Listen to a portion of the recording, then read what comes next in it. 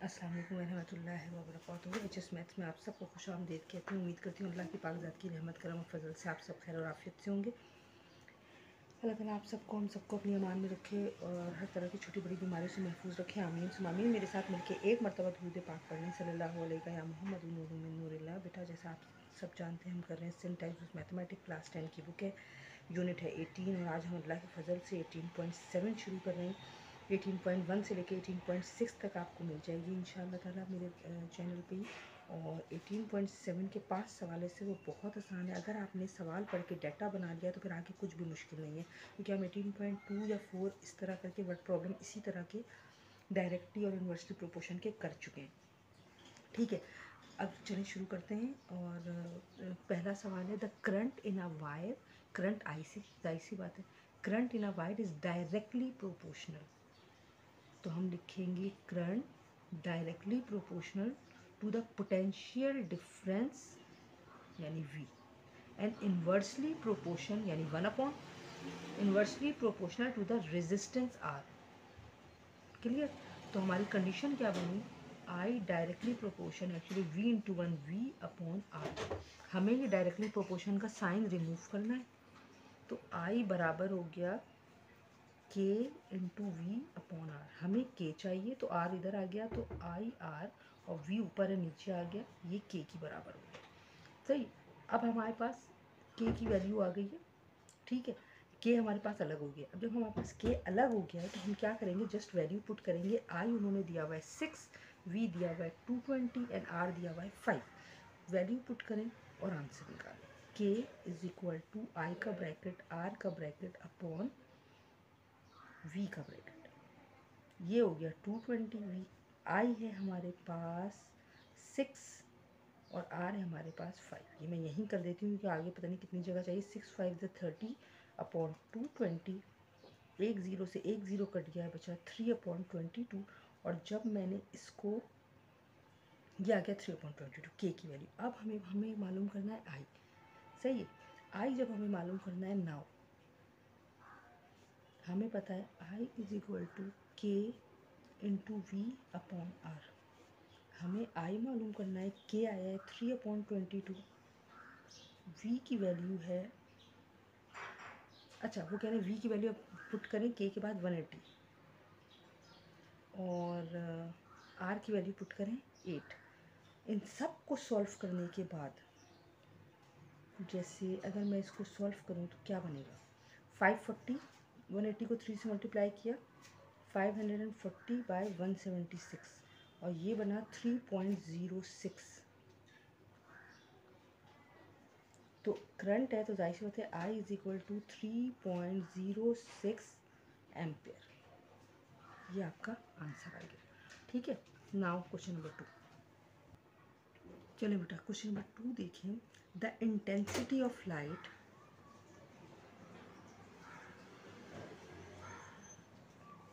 Major in a foot candle varies inversely proportion. Inversely proportion है with the square of the distance, यानी inverse है तो 1/, और square distance का square है तो 1/d। मैं आपको इसलिए बताती हूँ, बहुत ज़्यादा डिटेल में नहीं जाती कि आप परेशान ना हो। ठीक है, 1/d² के मुझे प्रोपोर्शनल का साइन रिमूव करना है, तो मैंने लिखा I is equal to K into 1 K into 1/d²। ठीक है, from the light source suppose the intensity of high bulb is 0.08 foot. सही है, candles at a distance of 3 metre, find the intensity level at 8 metre. तो हमने क्या किया, K हमें मालूम करना है, तो K क्या हो जाएगा, K अपनी जगह पे, I अपनी जगह पे, d² डिवाइड हो रहा है, इधर आके मल्टीप्लाई हो जाएगा। सही, अब हमने K की वैल्यू निकाल ली। K की वैल्यू जब निकाली है तो I उन्होंने क्या बोला है हमें, पहले जल्दी से बताएं, I क्या बोला है उन्होंने हमें, उन्होंने बोला है 0.08, 0.08 और डिस्टेंस हमें बताया है 3 और ये स्क्वायर मैंने लगा दिया। K इज इक्वल टू 0.08 को जब मैंने 3 का स्क्वायर किया तो ये हो गया 9, तो K की वैल्यू आ गई 0.72। ठीक है, जब 0.72 आ गई तो अब हम फाइनली मालूम करेंगे I। आई था k इंटू 1/d²। सही है, k की वैल्यू हमने अभी मालूम की है 0.72 मल्टीप्लाई बाय 1 और d है हमारे पास 8। सही है, 8 और ये d का स्क्वायर। i की वैल्यू आ गई 0.72 मल्टीप्लाई बाय 1 0.72 हो गया और 8 8 हो गया 64।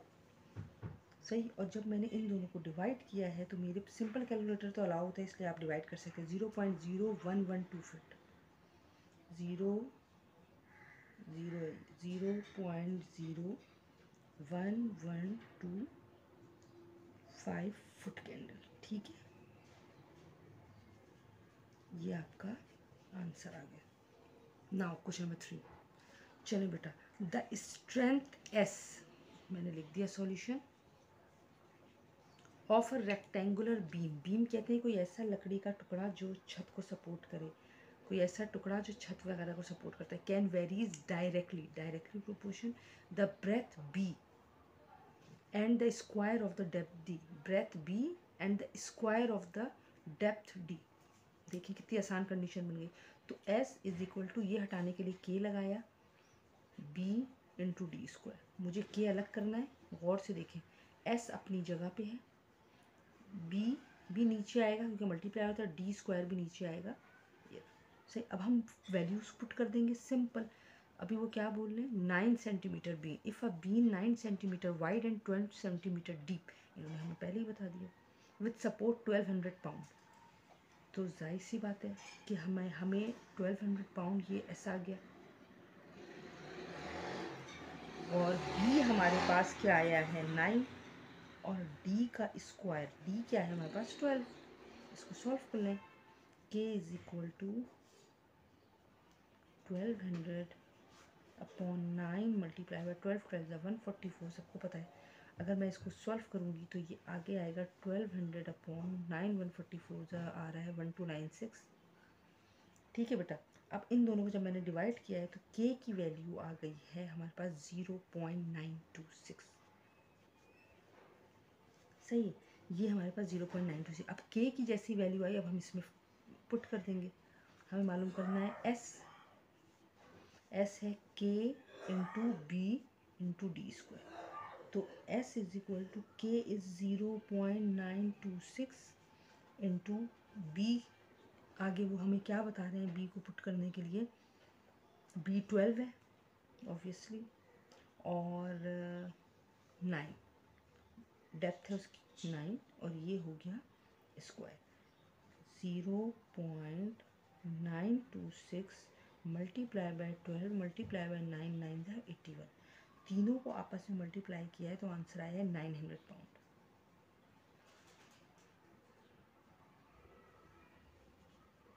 Therefore S is equal to 900, the strength is 900 pound. बहुत बहुत आसान है, सारा गेम है। अगर आपने ये बना लिया तो के लिखें, दी हुई वैल्यूज़ पुट करें, के का आंसर आ जाएगा। जब के का आंसर आ जाए तो ओरिजिनल जो हमें जो चीज़ मालूम करनी है उसमें के की वैल्यू के साथ दी गई वैल्यूज़ पुट करें और आंसर निकालें। Now part 4। चलिए बेटा, क्वेश्चन नंबर 4 क्या कह रहा है, लेबर कॉट C। ये लें भाई, सॉल्यूशन में आ गया C। Labour cost C jointly as the number of worker N and the average number of days D. Labor cost C varies jointly, यानी डायरेक्टली प्रोपोर्शन है number of worker N and the average number of days D। तो C is equal to K into ND हो गया। तो K की value अगर मैं मालूम करूँगी तो गौर से देखें, C अपनी जगह पे N और D को जाना है, यहाँ से K को छोड़ के, तो ये मल्टीप्लाई हो रहे हैं, डिवाइड हो गया। जैसे ही डिवाइड हुआ आपने वैल्यूज़ को पुट कर देना है। सही है। अच्छा, अब वो क्या कह रहे हैं कि K is equal to C कौन है, if the cost of 100 worker for 15 days is 9000। सही है, तो यहाँ से आपने C को क्या पुट करना है, 9000 अपॉन N आप पुट करेंगे 100 क्योंकि वर्कर्स हैं, नंबर ऑफ वर्कर्स 100 थे ना, और फॉर 15 डेज, और ये आप करेंगे 15। अब आपने इसको जब सॉल्व किया है आगे, तो ये हो गया 9000 और ये हो गया 1500, ऐसे ही है। अब ये 2 ज़ीरो से मैंने 2 ज़ीरो काट दिए, तो बच्चे 19/50, 15 सॉरी, और 15 वन ज़ा 15 6, ये आ गया 6, के आ गया आपके पास 6। जैसे ही के 6 आ गया आपके पास, तो आपने लिखा सी बराबर है के इंटू एन डी, सही है। सी बराबर है के की वैल्यू आई है 6 इंटू एन, आपने आगे क्या पुट करना है, find the labour cost of 300 workers. N हो गया 300 फॉर 20 डेज, और ये हो गया 20। अब जब आपने इन तीनों को मल्टीप्लाई किया तो आया 6 3 ज़ा 18, 18 2 ज़ा 36, और ये 3 ज़ीरो लगा दो, सही है। देयरफॉर द कॉस्ट, ये कॉस्ट है बेटा, कॉस्ट, सॉरी सम टाइम हो जाती है mistake. The cost for 300 workers for 20 days is ₹36,000। ये कॉस्ट है, लेबर कॉस्ट, सी वेरीज जॉइंटली, सही। ये आपका आंसर आ गया। Question number 5। Now, Alhamdulillah, the last question of exercise 18.7, and today we are going to finish chapter number 18 completely. Please kindly give the review और ज़रूर दिया करें मैसेज के थ्रू, ताकि मुझे पता चले कि आपको कैसा समझ में आया। कोई बात, कोई चीज़ आप समझना चाहते हैं तो भी पूछ लिया करें, तो मैं ज़रूर कोशिश करूँगी कि उसको इंडिविजुअली सॉल्व करके आप तक पहुँचा दूँ। Now, the sale tax on the purchase of a new car varies directly as the price of car. Sale tax on the purchase of a new car. अब इसमें कुछ भी अल्फ़ाबेट तो दिए हुए नहीं है, तो हम क्या करते हैं, सपोज करते हैं। Suppose T be the sale tax, T be the sale tax, okay, and P be the price of a car, and P be the price of a car. ठीक है, कंडीशन क्या बनी, टी डायरेक्टली है price of a car की, ऐसे ही है। तो T is equal to K P बना, हमें के चाहिए, टी अपनी जगह पे है, पी मल्टीप्लाई हो रहा है, यहाँ के डिवाइड हो गया। जैसे ही डिवाइड हो गया, वो आगे क्या बोल रहे हैं कि आप वैल्यू क्या पुट करें, देखते हैं।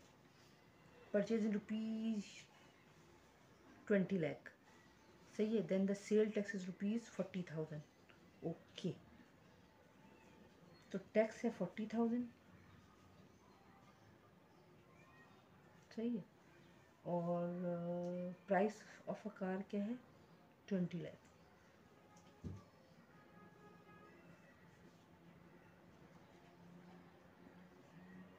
सही है। अब ये मैंने 3 ज़ीरो से 3 ज़ीरो काटा, तो ये बचा 40/2000, सही। 1 ज़ीरो से 1 ज़ीरो कटा, तो बचा 4/200, डिवाइड किया है तो आंसर आया है 0.02। के जैसे ही हमारे पास आया 0.02, हमने टी की वैल्यू मालूम कर ली। T is equal to K P, T is equal to K 0.02। P कौन है, पी क्या था भाई,